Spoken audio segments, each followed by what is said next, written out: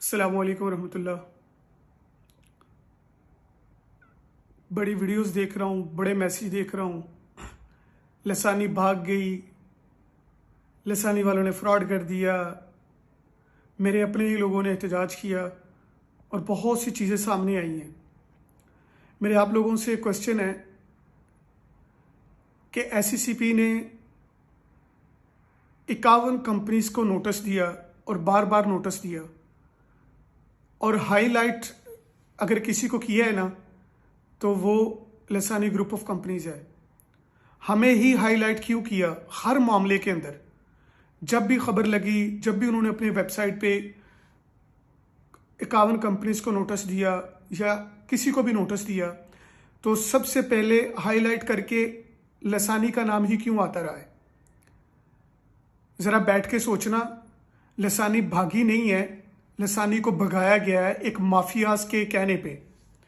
कुछ माफियाज ने यह सोचना शुरू कर दिया था कि अगर लसानी जिस तरह, जिस कामयाबी के साथ, जिस तरीके से के साथ चल रही है ना, कुछ देर और पाकिस्तान के अंदर इन्होंने काम किया तो उनकी रोजी रोटी बंद हो जाएगी, उनके अपने बड़े बड़े मामला जो है वो डिस्टर्ब हो जाएंगे।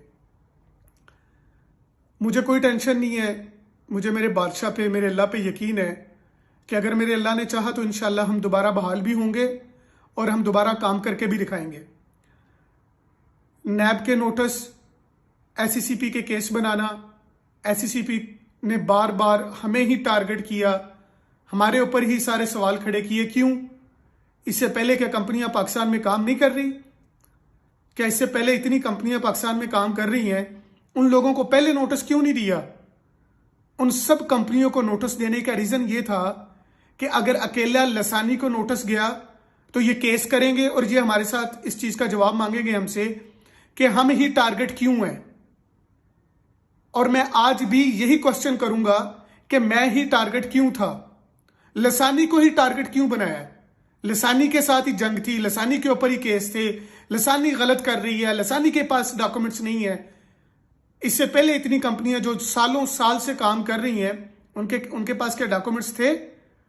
अल्लाह के बंदो, मुझे दुख इस बात पे होता है कि आप लोगों के साथ, आप लोगों को पाकिस्तान के अंदर मेरा कसूर था। मैंने लोगों को रोजगार मुहैया किया, मैंने गरीब तबके को सपोर्ट करना शुरू किया, मैंने लोगों को रोजगार फराहम किया और मेरे वतन के प्राइम मिनिस्टर इमरान खान साहब ने कुछ साल पहले कुछ अल्फाज कहे थे मिस्री गोल्डन चूजे के हवाले से। उन्होंने कहे थे और मैंने करके दिखाए। मेरा यह कसूर है और मेरा यही कसूर था कि मैंने अपनी कौम के लिए, अपने वतन के लिए, अपने मुल्क के अंदर इन्वेस्टर्स को बुलाना शुरू कर दिया था। मेरा यह कसूर था। पूरे यूरोप से मेरे साथ इन्वेस्टर अटैच थे, पूरी दुनिया से मेरे साथ इन्वेस्टर अटैच थे, लोग मुझे सपोर्ट करते थे, बाहर के लोग पाकिस्तान में पैसा लेके आ रहे थे। तो ये पाकिस्तान के फायदे के लिए था कि ये मेरे फायदे के लिए था? मैंने अगर इतनी मेहनत की, मैंने अगर इतनी स्ट्रगल की, तो मैंने सारा का सारा सिस्टम पाकिस्तान के अंदर रखा, अपना बिजनेस, अपना फ्यूचर, अपने आप को पाकिस्तान के अंदर रख के सब कुछ चलाया। तो मेरी ये गलतियां थी। अगर मेरे अल्लाह ने चाहा तो इंशाअल्लाह मैं अपनी इन गलतियों का ज़ाला भी करूंगा और मैं बताऊंगा, एक एक बंदे का नाम लूंगा जिस तरह मुझे टॉर्चर किया, जो चीजें मैंने फेस की, जिस जगह पे मैंने पैसे दिए सिस्टम को चलाने के लिए, जिस तरह मैं रोता गिड़गिड़ाता रहा उन लोगों के सामने और वो मुझ पे हंसते रहे और वो मुझ पे मुस्कुराते थे, मेरे ऊपर बैठ के तंजिया लहजे के में गुफ्तगू करते थे कि हम आपको चलने नहीं देंगे, आपको जान से मार देंगे। मैंने तो पता नहीं क्या कुछ फेस किया है।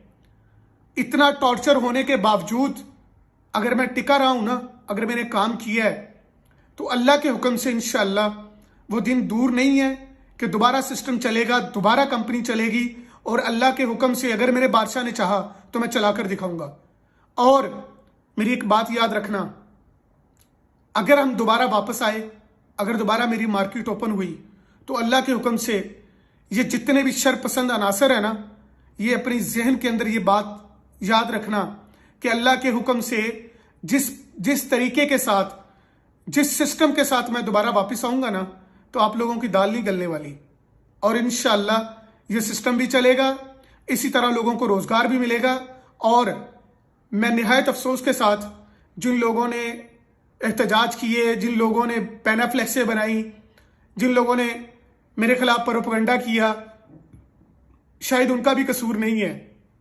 मैंने अपने वॉइस नोट्स में कहा था, वॉइस मैसेजेस में पहले भी कहा था कि उन्हीं माफियाज के कुत्ते, उन्हीं माफियाज के करिंदे मेरे लोगों के साथ अटैच थे।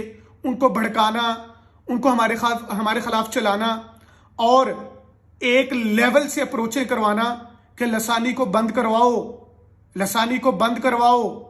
और बड़ी बड़ी सतह पे बैठ के ये प्लानिंगें होती रही हैं। अगर लसानी बंद नहीं होती, इस बंदे को मरवा दो। तो मैं शुक्र अल्हम्दुलिल्लाह जिंदा हूं, और जब तक मैं जिंदा हूं, मेरी जान के अंदर जान है, मेरे अंदर मेरी सांस जब तक चलती रही, मैं अल्लाह के हुक्म से इंशाअल्लाह इस तगो-दो में रहूंगा कि मैं सिस्टम को दोबारा बहाल करके दिखाऊं। और ये वक्त बताएगा इंशाअल्लाह अनकरीब। अस्सलाम वालेकुम।